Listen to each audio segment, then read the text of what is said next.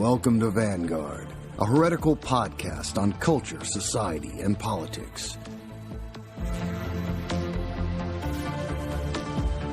Here are your hosts, Colin Liddell, Andy Nowicki, and Richard Spencer. Hello, everyone, and welcome back to Vanguard. This is Richard Spencer. We are recording on Saturday, December 15th at around 7 p.m. Eastern Standard Time.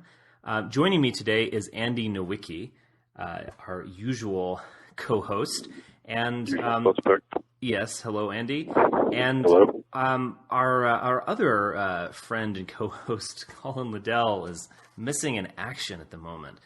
So we decided that we're just going to begin, and we'll patch Colin in once he arrives. So I think that will be he'll arrive shortly. Today we're going to talk about two, again, very divergent but interesting topics. We're recording this around a day after the terrible shooting in a Connecticut school, and we would like to say a few words about that. It seems like the time demands that we talk about that. It's, of course, being used for political gain and all these kinds of things. And then we're going to also talk about the new film, The Hobbit, as well as the whole Lord of the Rings filming trilogy by Peter Jackson, and also Tolkien's masterful books, and the whole world that was created, and how that relates to our day and age, how it relates to modern Hollywood, how it relates to things like environmentalism, and some other interesting topics. So I think this will be a very fun discussion, and like all of our discussions of films, if you haven't seen the movie, you'll probably want to wait to listen to this podcast, at least, because we spoil just about everything. But if you have seen the movie, I'm sure you'll really get into the conversation. And also, between our two topics, I'm also going to do a fundraising pitch, kind of advertisement. As you know, it is the season for fundraising pitches, and it's certainly not our favorite thing to do, but it's also a very necessary thing to do. So we'll talk just a little bit about why we do this show and what we hope to gain from it. We hope you can gain from it, and what it takes to put something like this on. So anyway, it will be a fun show. First off, how are you? How are things down in Georgia? Is the weather cooling down? It's pretty cool. It's been like in the 50s or so today, and yeah, just sort of relaxing here in the SAV, Savannah, Georgia. Right. It's becoming quite cold out here in the Northwest. It's dumping snow, so I've already had a few powder days of skiing, so that pleases me greatly. But I've seen some of your wife's photographs too. Oh yeah, some very, very spectacular ones of like icy trees and and other things. Sculptures like covered with snow. Winter and scenes. Yes, she's doing some winter like from the Winter's Tale or something. But anyway, let's. I hesitate to even start this conversation because it's hard to imagine anything more unpleasant. But let's just talk about this mass murder in Connecticut. I guess you could. There are a lot of different ways you can start in on this. This reminds me of when we were doing these podcasts earlier this summer, and at one point I asked, is America losing it? Because we shouldn't overestimate spectacular events. It's kind of like the person who they see a plane crash and they're like, oh, I'm never flying again. Even though it's much safer to fly than to drive or even walk down the street, probably. Right. So we need to stay rational about these things, but I don't know. Does that having something to play? I mean, it seems like that's almost unlikely with this person. The suspect, the alleged killer, is named Adam Lanza, and he's actually only 20 years old. There's actually the only photo that's out of him is from 2005, and it's when he was a boy. And knowing what we know now, there's a certainly a creepy element. But before we talk about things like gun control or maybe even insanity and things like that, what were your impressions, Andy, of the whole situation? Like, are we losing it as a culture, or is this more of a sign of a, just the reality of mental illness? Well, yeah, it reminds me of a conversation we had after the Dark Knight Rises massacre on opening night. It was in some ways a similar event. Obviously, this one I find even more horrifying, and just I'm when I read the news, I don't freak out easily. But this is something where, as soon as I heard about it, I just when I heard about what the particulars of it involved, a man entering an elementary school and shooting a bunch of little kids, I just really didn't want to know more. Yeah. I was very squeamish and sensitive about it. Of course, having kids myself, puts a different spin on it. But yeah, it's and I guess we're still I am interested in the shooter and his motive. That is something that always intrigues me. In events like this, which have been happening way too often. What was it? Earlier in the summer, there was the Batman shooting, and then before that, this has almost been forgotten now, but the shooting in the Sikh temple in Milwaukee, right? That was not too long before the Batman shooting. It seems, I don't know, or a little bit afterward, I believe. Maybe it was after. Yeah. But now this shooting in context, just a few days after a mall shooting in Oregon, which wasn't nearly as bloody. I think there were two deaths, but still, disturbing for all the same kinds of reasons. It is a good question. What's making things like this happen? I had a conversation with somebody online about this who said, 50 years ago, people owned guns probably as many people owned guns in America as they do today. Yeah. But they weren't. You didn't hear about events like this. So, is it? I guess inherent in your question is this part of some kind of social breakdown? Have we reached the boiling point, or are these just a bunch of isolated cases of people who are just off their rockers and have decided to just go out with a bang for their own crazy reasons? I don't know. I don't know. Well, it's a question. I mean, just to take one perspective on it. I mean, I remember reading some of Ilana Mercer's her blogs on the subject, and Ilana is, of course, she's a staunch libertarian, and she's actually originally South African, and I think she lives up in she lives in the Northwest now, I believe. But anyway, she writes her WorldNet Daily, maybe the only WorldNet Daily columnist I might quote, at least approvingly quote. But anyway, she's an interesting person. She was actually friends with a thinker called Thomas Saz, who's this Hungarian. And he is someone who, obviously I respect him. He's a very interesting writer, and he has some very important points, but I really fundamentally disagree with him. He's someone who really wants us to rethink the reality of mental illness from essentially a kind of right-wing libertarian point of view.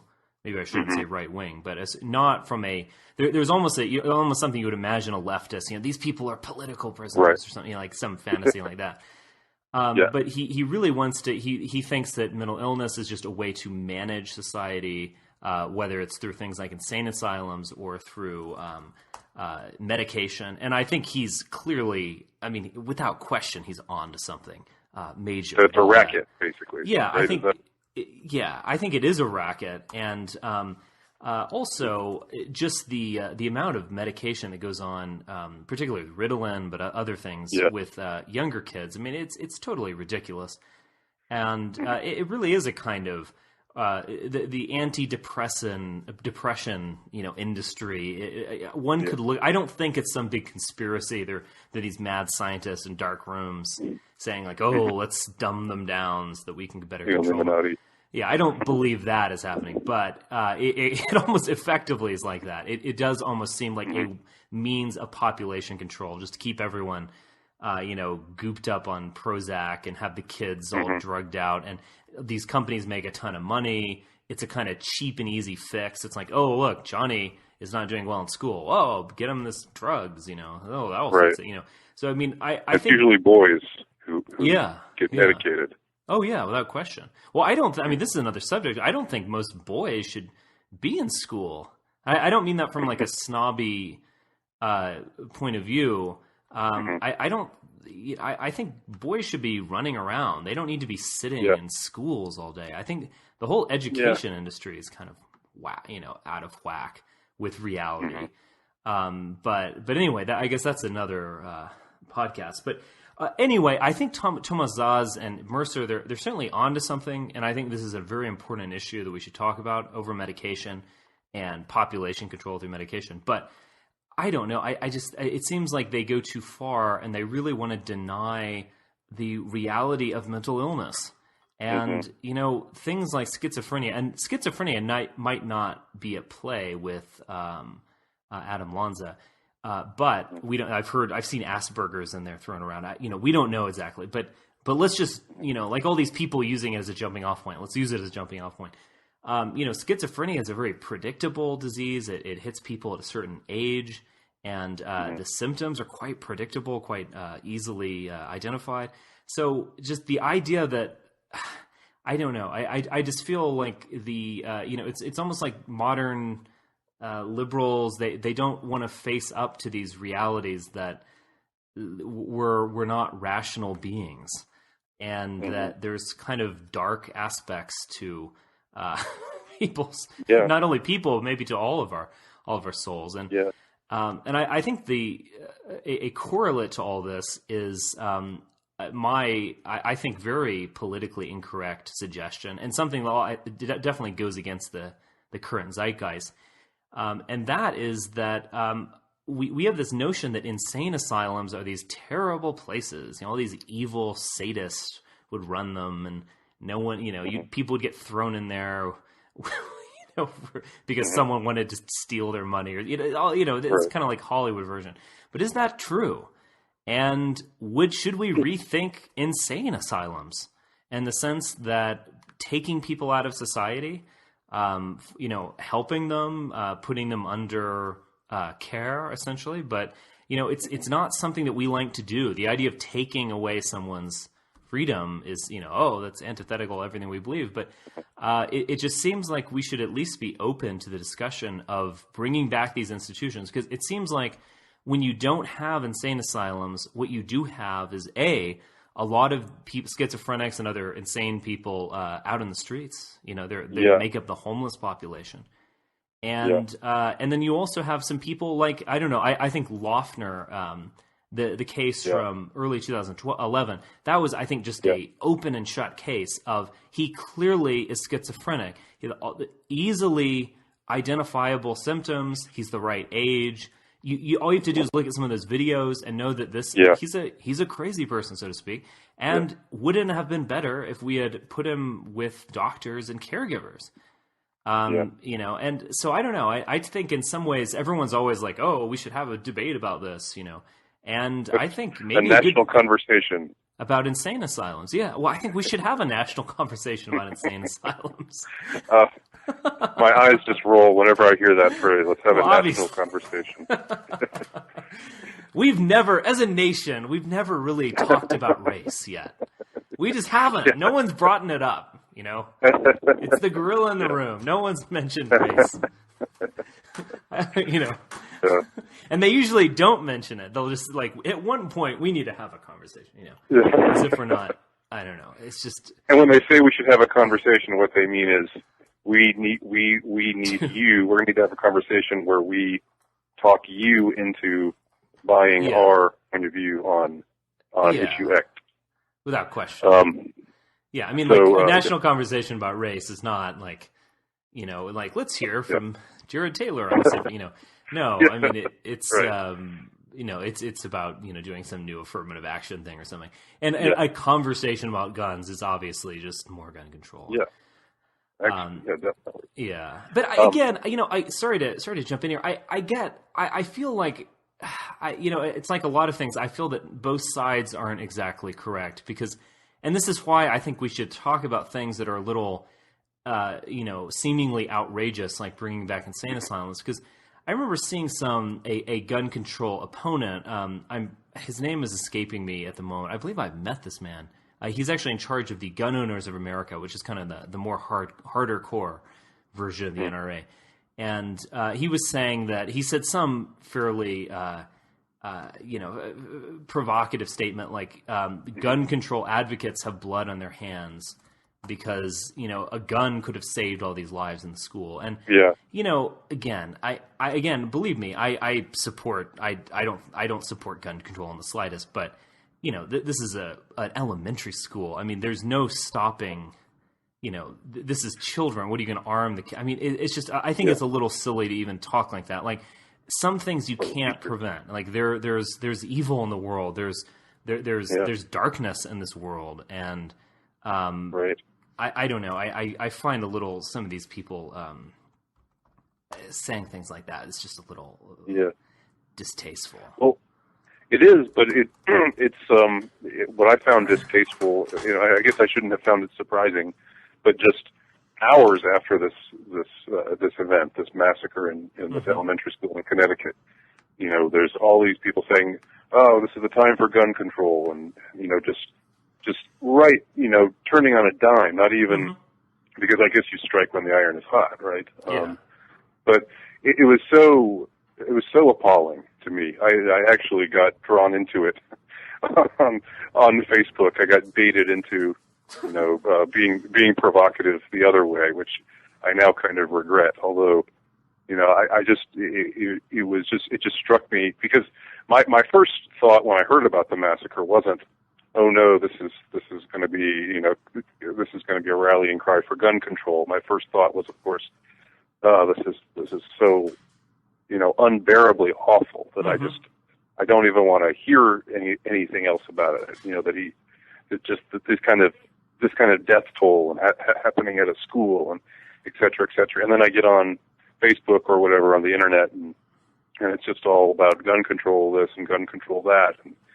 And I was really annoyed at first and like I said, got baited into, being provocative and obnoxious and everything. But then a few hours later, I was thinking about it, and it occurred to me that maybe for some people, talking about gun control is a way of dealing with,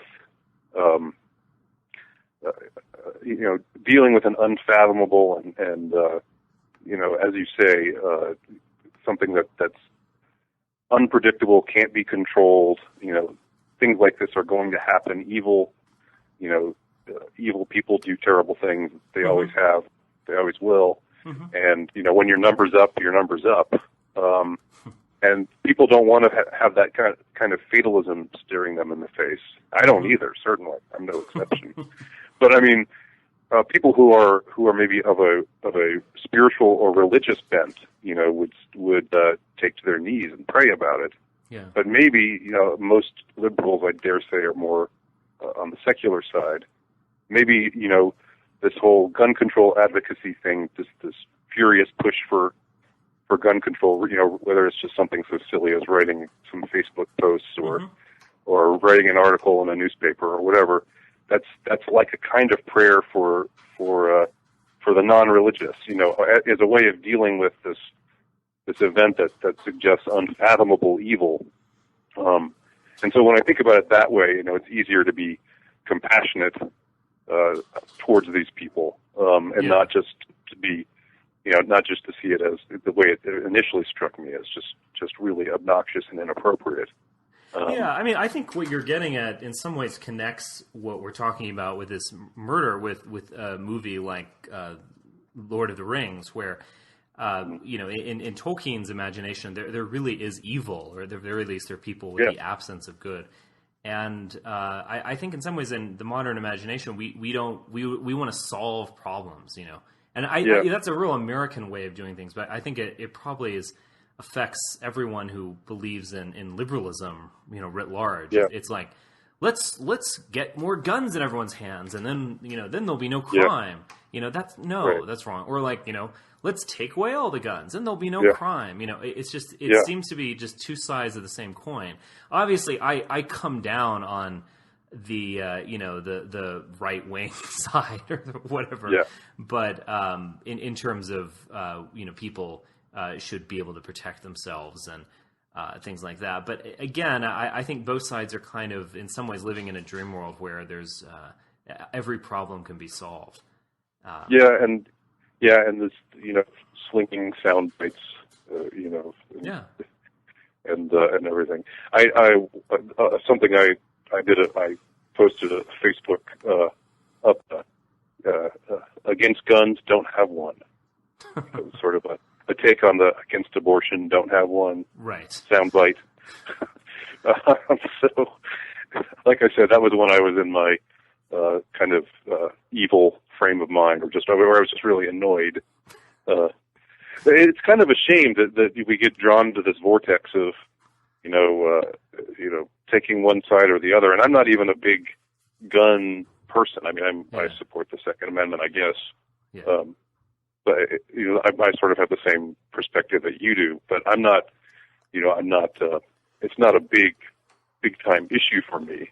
And yet, there's something just really, in some way, I just got sucked into this binary kind of Manichaean, where you're on one side or you're on the other, and there's this wide gulf between the two of you, and you're shouting slogans at each other. Well, speaking of that, before we leave this topic, I think it's worth also pointing out that the gun rights advocates and the gun control advocates, they really do just talk past one another at every debate. Yeah. And I think one of the reasons is what we've already discussed, but I think another reason is an almost like geographic difference between them, and that is that most of the gun people, I am a gun owner, but I'm not really into guns like a lot of people are, and I don't really hunt that. I actually go out and shoot some trap, actually, just for fun, just to kind of relieve some stress. But I'm not a big hunter, really. It's not really my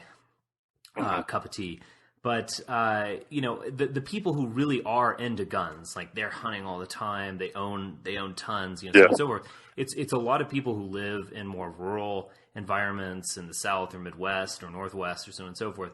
And so when for them, guns means A, protecting against robbers, B, hunting. And those are probably, of kind of like equal importance in their minds. And I think for a lot of white liberals, gun control supporters, basically what they want to do is in a way, like one could say, entirely brutal and racist. And that is they want to disarm urban youths, so to speak. Like because they don't go hunt. I mean, I know one friend was telling me there's like there's one shooting range in all of Manhattan or something, there's like, and it's probably, entirely expensive, and, it's hard to own a gun in New York City. It's probably where the cops all go. Yeah, that's true. Yeah. But, it's very hard. You've got to pay hundreds of dollars just to register. Yeah. But anyway, what I'm saying is a lot of these urban people, maybe they have a revolver to protect themselves, but that's just about it. Like they have no gun culture. And essentially gun control for them is, let's get the guns out of the hands of these, crazed blacks who are going to shoot me. And so, and I'm not saying that each side is kind of coming at it from their own perspective, and they're not going to ever like convince the other side because they come from two different lived experiences. It's just not, it's never going to, right.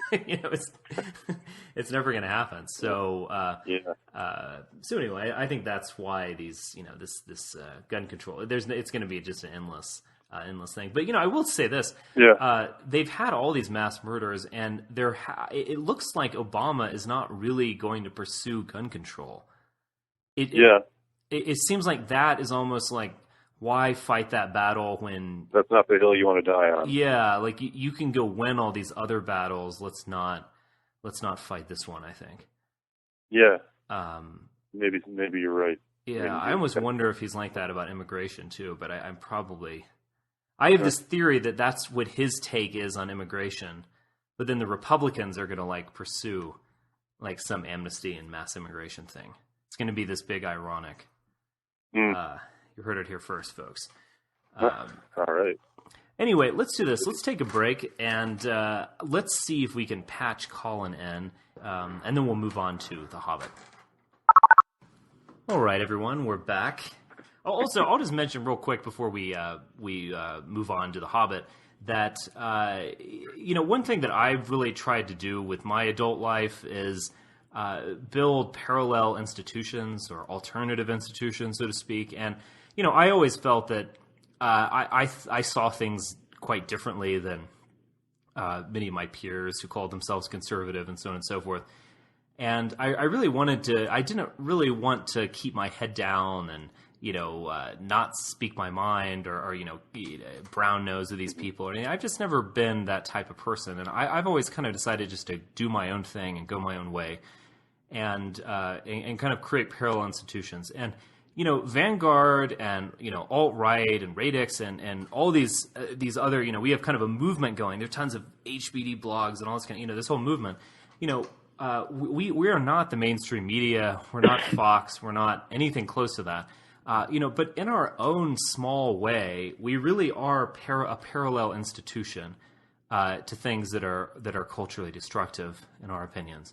And, again, we're not the radio. We're not going to change the world with this podcast. But, in the way that we can, we do really offer an alternative to the brainwashing or dumbing down that you find elsewhere. So anyway, that if I were to sum up kind of why I do this kind of stuff, that is why I do it. I've just always decided to. I've always kind of gone my own way in my life, and this is part of that. But yeah, I always figured that the easiest thing was to tell the truth. It's the hardest thing. What they say? Tell the truth. It's easier to remember. I think that's right. Yeah. Yeah. Anyway, let's move on to The Hobbit. But actually, before we move on to The Hobbit, I wanted to let Colin jump in and talk just a little bit about this shooting because while And and I were talking, I believe he was busily writing a column on this very subject. And Colin, at the very end of Andy and my conversation, I was talking about how the gun control advocates and gun control pro-gun people really they talk past one another, and they can never be on the same page because they have different presuppositions, they have different motives, so on and so forth. What I meant by that was that people who are pro-gun are, generally speaking, from the South, from the Midwest, they're from rural communities where, for them, being pro-gun means hunting, and maybe also means defending one's property and family and life. And for people who are anti-gun, it essentially, they live in urban environments. It essentially means for them disarming urban youths. And, so, one could even say that the liberals who want to do this are kind of the ones who are racist because they're, probably when they think of guns, they think of some dreadlocked thug, who's going to come rape them. And, when a pro-gun advocate when you say the word gun, they probably think about hunting or like, well, I'm glad I have a gun, just in case, a robber comes around. So it's just they just have really incommensurable perspectives on this issue. And so they're never going to reach a consensus because they're starting from wildly different perspectives. Yeah, I think that's how the gun issue is playing out. It's just, it's something that people can't agree on, And if they could agree on and they took some kind of political action, it wouldn't work anyway. So it's always going to be there. So first of all, they'll never agree on a solution, and even if they did, the solutions wouldn't work. Yeah. So what function does it serve? Obviously, it's part of the culture of America now, which is to polarize people culturally and to keep them sort of identifying in different ways, but to be ineffective. Yeah. Kind of like what you were saying a couple weeks ago about the Israel-Palestine conflict, Colin. That's it, like yeah. Get people yakking away, now. and nothing really changes. It keeps them busy. Yeah, and it divides the nation. It's just a way of putting people in boxes. Every 2 years, they get to go to a voting booth and pull a lever, and then between those 2 years, they scream at each other all the time. That seems to be what it accomplishes. But so there's this sort of cultural divergence, but at the same time, it kind of underpins this kind of political convergence. Yeah, right. Divide and rule. Yeah. And also, this is the whole thing's driven by America's massive denial. And no points for guessing what's being denied here, but that's the underlying issue, and it's the unaddressable issue. So if you want gun control, you basically need quite small, truly democratic, homogenous societies where everybody feels part of the same community, and then you can have gun control. And so that's the kind of inherent logic of gun control. So in a way, I think people on the alt-right should go along with that. They should actually embrace gun control. And they should say that, gun control is great, because you do have cases where, disturbed teenagers and crazy people do get their hands on guns, and then this is what happens. I mean, you can't be on your guard everywhere. Yeah. And so, let's embrace gun control, I say. But then how can you actually have gun control? The way to have gun control is to have reasonably small, homogeneous societies where everybody feels part of the community. How do you get that? Well, obviously that's a much longer road, but that's the road we should be going on. In a more homogenous society, gun control wouldn't even be necessary. Yeah. Because there would be more yeah, harmony. But don't tell the liberals that, okay? Right. I mean, if Scandinavia didn't, I agree with what you're saying, generally speaking. But if Scandinavia didn't have gun control, it's not like there would be they'd be shooting each other at the grocery store. Right. I'm kind of reminded of this before we move on to the Hobbit, which is a much more brighter topic. There was some book that was published before the First World War. It was called like The Day the World Went Black or something. I'll go look up this book.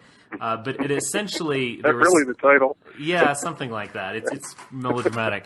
But essentially, there's some evil doers, and I think some Jews were involved, and they tried to prove to the world that the Jesus, the resurrection, was a hoax, and so all that stuff that you believe in is wrong. And once they offered definitive proof, all of Europe was at each other's throats. Everyone was either having sex on the street or mutilating their neighbor, robbing him. Setting fire to everything, because there's of course no moral center anymore. So everyone turned into beast or worse than beast. That's kind of it's kind of how I feel about the gun control. I think in a homogenous civilized society, there's no need to even talk about this. It's like it's just a thing you have in your house. You might go hunting and you keep it together, but there's no, gun. We only have this issue of gun control because no one wants to set foot in Detroit. That we even talk about this issue.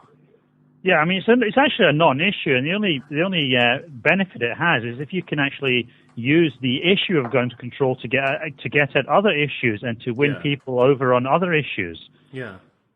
So you're saying, Colin, use it as a way to manipulate liberals into embracing racial exactly. That's right, Andy. Yeah, exactly. Yeah. Good luck. Good luck in your quest, my son. My Hobbiton quest. Yeah. That might be more difficult than destroying the Ring of Power. But no, but I mean, the thing is, though, you can actually do the same thing with a lot of other issues. It's not just gun control. Yeah. I mean, things that liberals care about, like environmentalism, public transport, education. You can say, yeah, I agree with you completely there. But there's something that's getting in the way of all this utopian liberal wonderfulness. Just get them to take that on board at some level, and then step agree. well back. That's my attitude. I agree. If we could make immigration an environmental issue, I think that would be quite positive. I do agree with you there. Yeah. Well, it's kind of like the Dutch homosexual politician who was murdered in Holland. Yeah. Oh gosh, I'm forgetting his name at the moment. But what was his name? He was murdered, I guess, early 2000s. Yeah. Maybe it was he was even in the year 2000. But it was sort of like taking a right wing stance on liberalism, or like saying if we want to keep on having feminism and gay marriage and liberalized abortion and all that, then we've got to get these Muslims out. Yeah. It's sort of, I mean, it kind of reminds me of that. It's not exactly the same. Yeah. Well, anyway, let's move on. First off, let me ask you guys what your impression of the film was, The Hobbit. I'm of course referring to. I'll just say I went and saw it actually. I saw it with my wife this afternoon actually. So I haven't even really had time to digest it. But I've also I've really been imbibing the whole Ring saga this whole week. I've watched the other ones, so before I went to bed, I'd watch a little bit this past week. And but I have to admit, with the Hobbit movie that just came out, and don't let my opinion sway you, but I really wanted to like it. I was really gearing up to like it, and I was kept giving it all these chances. But it really left me cold. I'm not sure it's a great movie, and the other thing about it is it seems like they're making 3 of these things, and I just wonder whether Warner Brothers just wants to sell 3 movie tickets to the same film as opposed to 1. And to be honest, despite the fact that it was interesting and it was charming, and I actually really liked the actors. I like Ian McKellen a lot, and I'm forgetting the name of the actor who's playing the Hobbit, but he was in these BBC Sherlock things. I really like him, so I want to like this movie. Just felt like it dragged. I think they should have done the whole Hobbit in one film. They've now decided to drag out the Hobbit over 9 hours, and that was just my impression. Dragging. The book of the Hobbit is shorter than the 3 volumes of the Lord of the Rings trilogy. Yeah. Each of those 3 books in the trilogy are longer than the Hobbit is. And yet they're devised. It's actually it's the opposite dynamic, because usually when they adapt a book for the screen, they leave a lot out. But in this case, they're forced to put a lot in because the book's actually shorter than the movie. Yeah, it's crazy. I mean, I don't know. That was just my impression. It was almost like after the first hour, I was just like, oh God. This is awful. Yeah, it seemed like there were some sequences where they were kind of padding things out. Well, these fights that would just go on endlessly, like them running through the mines. So they went to go visit these goblins. Like, I think they were running through those mines for 15 minutes. Yeah. I was like, get out of there. It was kind of numbing instead of exciting. Yeah. It's okay, they're still getting knocked around. Yeah. They're punching goblins left and right. Did you guys see the 3D version? No, I did not. That kind of makes me sick. I did see the 3D version. In 3D, it actually works quite well because that's the whole nub about 3D, isn't it? Because we have this rather dead-end culture where everything's kind of been done and we're forced to rehash everything now. Yeah. And how do you do that? Okay, 3D, that's the final frontier. And so you make people 3D, pay more for that. You're like, keeps you interested simply because it's 3D. I was thinking if this was 2D, I wouldn't quite be so into it, but I quite enjoyed it because of the 3D thing. Oh, okay. The gimmick of it. The gimmick worked for me, yeah. It just made me much more aware that there was a kind of vacuousness to it all. Yeah. This is amazing, it's 3D, but, why are they using 3D? Oh, yeah, they've run out of ideas, and they've also run out of ideas because they're just like padding this 3-hour movie with loads and loads of action, and it's all very repetitive, and it's very kind of computer game-ish with, the dwarfs chopping away at all these goblins and orcs and whatever, you know what I mean? So it does become a bit numbing in that sense, but visually I thought it was quite spectacular, and it was quite well paced as well.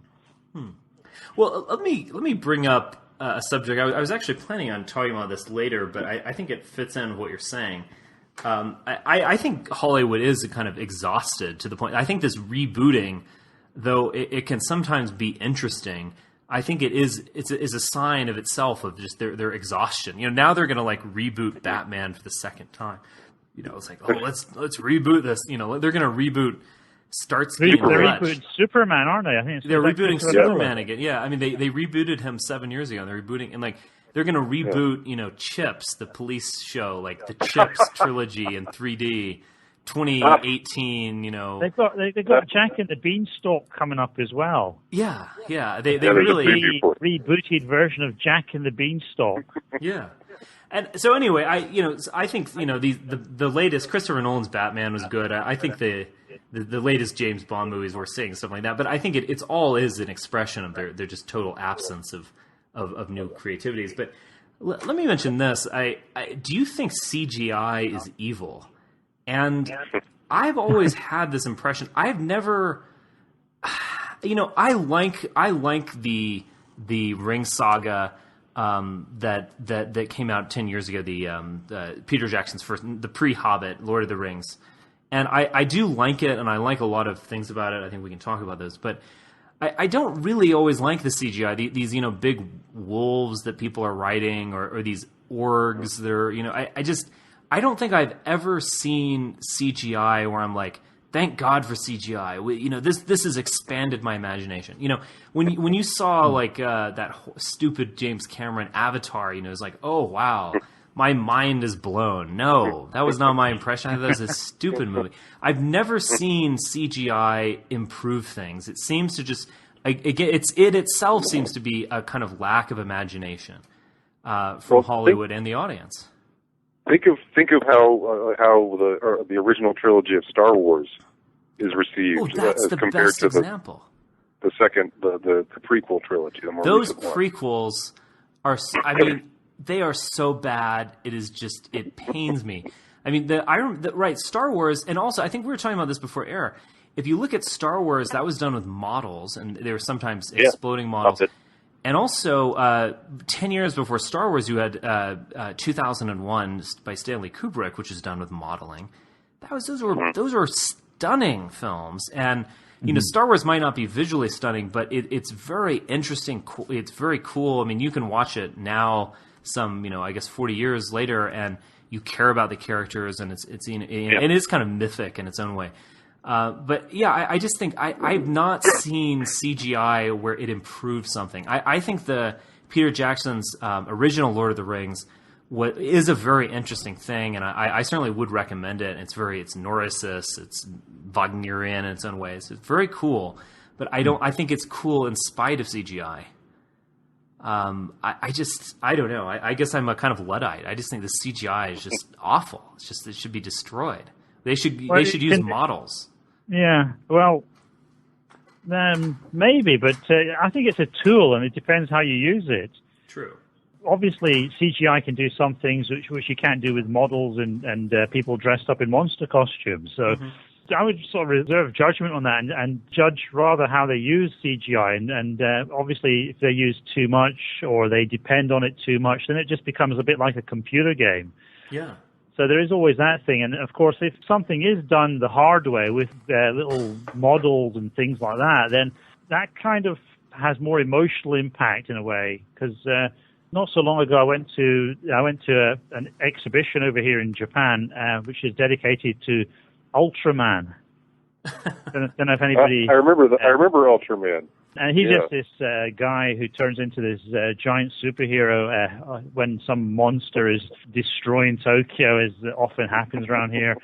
And it's just like it gave me some insight into how they got some of the effects. And there was this little setup which showed how they got Ultraman flying through the clouds. And there was this tiny model with little lights in his eyes and wisps of cotton wool and a revolving blue background. It's so sort of craftsman-like. Primitive. The fact that they had to go to all that kind of trouble to get the finished effect gives a certain emotional resonance to things. Well, what do you guys think about this? Just the whole kind of Nordic element to this, and kind of let me set this up. I think it's really remarkable that Hollywood does this, because though I think probably any culture can enjoy the Lord of the Rings, both the novels as well as the movies, it really resonates with Europeans. I mean, just the elves and the dwarves and the hobbits, the fairies, just the magic, the giants. I mean, it just, there's something that there's a deeply pagan, Nordic pagan quality to this film, to these films. And it's just hard not to see. It just kind of jumps out. And I think even if it's totally... Richard, I think you're being very subjective there, because there's also a Jewish narrative to this film as well. Well, that's interesting. We can go into that. Well, why not? Okay, well, let me make my pitch, and then you can make your counter pitch. This will be interesting. So I think it really resonates with people on a deep archetypal level.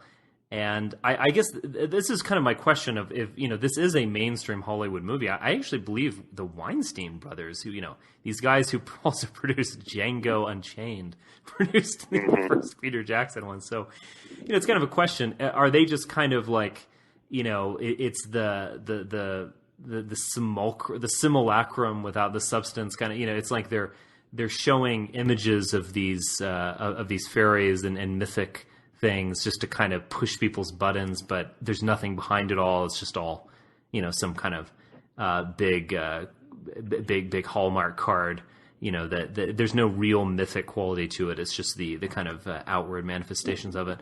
And is that what's happening, or is this a kind of subversive film in the sense that it's brings up traditionalism? But what, Colin, I'm curious to talk about the Jewish element. I did not see that at all watching it, but. Yeah, well, I think my take is that the movie is going to be very successful, like a lot of previous movies, including the Lord of the Rings, and it's because different audiences can take different things from it. Yeah. And so, of course, white people feeling a bit insecure about their identity, who they are, they're going to jump on that. I mean, things like Lord of the Rings, and also I'd throw in Harry Potter here. Yeah. They came out around about the time of the millennium. Yeah. And there was this kind of reaction against the idea of futurism and modernity, and kind of harken back to the past, which is partly stimulated by the whole idea of the year 2000, which has a very kind of modernistic feel to it. Yeah. I think it's a kind of emotional reaction to that. But these movies, they do have to appeal to very large and diverse audiences to make the kind of astronomical amounts of money that they do. And so there is a lot of different things that different groups can take away from it. And one of the things I noticed about this movie was the basic narrative, which centers around the dwarfs trying to win back their homeland. Yeah. That just immediately reminded me of the Jews in Israel. Yeah. I actually thought the exact same thing. Well, it's kind of funny if you look at it from Wagnerian standpoint. It's almost like the Hobbit is like the triumph of Albrecht or something. It's like the romance of Albrecht. He gets his gold back. Albrecht's the good guy. He's got to defeat Wotan. Yeah. I think there's weirdly an element to that. Do you think that was conscious with Tolkien? I mean, I was reading up on this before I went there. I mean, it's one of these interesting things. He was very anti-Nazi, I mean, I was, kind of, because he's all, these books are accused of racism and so on and so forth. But he was obviously very, very anti-Nazis. Anti-Nazi credentials are beyond reproach. But at the same time, once you get into kind of postmodern America, anytime you're bringing up this, all Euro, all Nordic world of gnomes and elves, you're accused of racism. It's just too white at some level. Wasn't there some controversy where they were hiring? They said, asking for extras that they had to be white or something like that, and people complained. But it looks like it looks like that they still stayed with it because it's there's no blacks. It's an all white cast. It's all white. It's all like Nordic. Actually, it's becoming more white because, from my memory, I think the first Lord of the Rings films, the orcs were a lot blacker, weren't they? And in this movie, they've kind of like made them a bit. They've made them more white. I feel. I mean, I think the main villain in the movie is this so-called white orc, the pale orc. Yeah, that's true. Yeah. And so I always had this mental image of the orcs as these black bestial kind of creatures bent on mayhem and destruction. And now they've thought, wait a minute, we better be careful here. We might get into some trouble in America here, so we better just try to whiten these guys up, make them look like skinheads a bit more. Yeah. We don't want another Jar Jar Bing on our hands. and also the goblins. The goblins are very anglicized, I felt, especially the Goblin King. He was like one of these old kind of colonel characters from British movies. Yeah, he was. He was. And then I recognize the actor. The dwarves were like pure Braveheart. They're very kind of Scottish.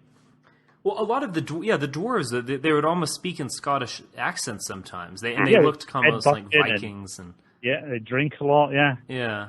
I mean, this goes back to my question earlier, and I was talking about this with my wife when we left, and obviously I think this is better than Harry Potter and some of these others. I remember when I was on a transcontinental plane, or transatlantic plane, I watched the Snow White new version that was done with all the little teeny boppers from Twilight or whatever. Yeah.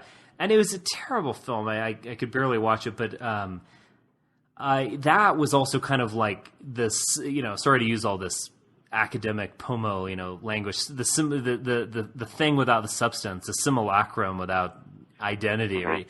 It was just kind of like they would have dwarves, they'd have elves, they'd have little magic thing, but there was nothing behind it. There was no myth behind it. There was no really rhyme or reason. It was kind of like an excuse to use CGI and an excuse just to kind of make it magic or something, but there was nothing. There was no there. And I know, Tolkien is obviously there, but I feel with these films, I did kind of get that impression. You had all these various accents. You had Irish, Scottish accents kind of mixed up. So it wasn't really an ethnicity, these people or a race. And it was just some vague, British Isles accent. And then you had like the giants fighting like on the mountains. But I was kind of thinking like, is there anything behind that, or was that just kind of like, oh wow, this would be really cool, we'll CGI up this mountain? Well, they're shamelessly using certain racial stereotypes, and they're the acceptable racial stereotypes that you're allowed to use. So, of course, if they had, for example, the trolls, those big giant creatures that are trying to eat the ponies, and if you actually had portrayed them using a kind of ebonic style of speaking, that would cause all kinds of furore. But basically, they portrayed them as kind of lumpen proletariat Cockney types. That's fine. They're kind of like caricatures of white Londoners. That's fine. No problem with that. And the dwarfs are essentially Celtic, and that's the whole look and the whole image. The hobbits are kind of like little Englanders. Yeah, little Englishmen. So you got all, they've kind of given it a lot of character by referring to British stereotypes. The Goblin King, he's this old toffish guy, So it sort of runs throughout the movie. Yeah. Have either of you guys seen the Narnia movies at all? the versions of the. I haven't seen those stories. My mother read all of those books to me when I was a kid, so they're quite meaningful to me. But I have not seen them. I have seen it, yeah, but I didn't like the Snow Queen. It wasn't my idea of the Snow Queen, so that put me off. I was just curious because I know that Tolkien and Lewis are often, discussed in tandem. Well, they were friends actually. They were, yeah. And hung out together. And Tolkien was, of course, Roman Catholic, and Lewis was Anglican. But of course, in Lewis's stories, the allegory is very clearly stated. Aslan is Christ, and it's obviously a lot of somewhat blatant in some cases Christian allegory. Whereas Tolkien, to my knowledge, was a devout Catholic, but I don't necessarily see the same kind of allegory at play unless I'm missing something. It's something more subtle. I don't think it's there. I mean, in some ways, the world of Tolkien, I don't find particularly Christian. I think I don't think it's allegorical. I think if there's any allegory that is trying to put forward, I think it's a kind of conservative naturalist allegory of the ultimate evil being the industrialization of the natural world. And that I remember, I was watching the other night the Two Towers, and at one point you have these ancient trees, and they realize that Zauerman is cutting them all down, so they join in the battle and they start crushing the orcs. I think it's almost like a kind of fantasy of the natural world fighting back, against industrialization being kind of evil. So I think it's a kind of, it's kind of a conservative, radical traditionalist almost standpoint. But now the ring itself, as far as what it represents, how, the power that it has and how the seductive power that it possesses, and if you're the owner of the ring, you feel really powerful, and it seems like there might be something kind of Christian there, and just in the sense of pride, shunning pride and the embrace of worldly power. Well, I think that's true. I mean, you can see that in the demonic thing. Yeah, I mean, you can see that in Wagner's. I mean, despite Tolkien's his attempt to be timeless and all this stuff, I mean, I think he was probably inspired by the original Nibelungen saga, but I think he was inspired by Wagner. I think it's hard. There are a lot of parallel scenes, really, that are different. They're changed, but I think even in Wagner, I mean, the ring is something you don't want to touch. It brings doom, and it is about maybe a combination of power and narcissism. And isn't there also a sense that certain people can have certain things, and other people can't have them, and if they do have them, then that creates problems? Well, that's why a hobbit needs to hold the ring, because the hobbits are these little puppy dogs, harmless. Yeah. They could never rule. So you're saying, Colin, you're talking about like a natural hierarchy that's asserted? Yeah. There's certain people who can be kings, or who can have certain powers, or can possess certain things. That seems to be something that runs throughout the Lord of the Rings series. I mean, I think the last movie before this was the Return of the King. Yeah. And there was this steward who was ruling one of the cities. I forget the name. And he was just a steward. He didn't have the right to exert the full kingly power, but then he did, and that caused various problems to arise. And then he was finally replaced, and the rightful king became the king. So there's this kind of idea of a natural hierarchy in the Lord of the Rings, which is also probably connected to attitudes to nature and the cosmos as well, and natural order. So there is a lot of that as well that can be teased out. And you can see parallels to race too, I guess, because there are different races of beings who there are obvious racial differences, to put it in contemporary. Yes, some have elven ears. Well, guys, I'm going to actually have to go to a Christmas party. But why don't we do this? Why don't we just bring up the subject again in the next podcast? Because I think there's a lot more to say, actually. Mm-hmm. Yeah, we'll do that then. Yeah, let's begin the next podcast talking about The Lord of the Rings. The other thing, I think a ton of people are seeing this movie, and probably a lot of them haven't seen it yet, so I think it'd be fine to talk about it next week. Mm-hmm. So let's just put a bookmark in it, and let's return to the conversation. All right.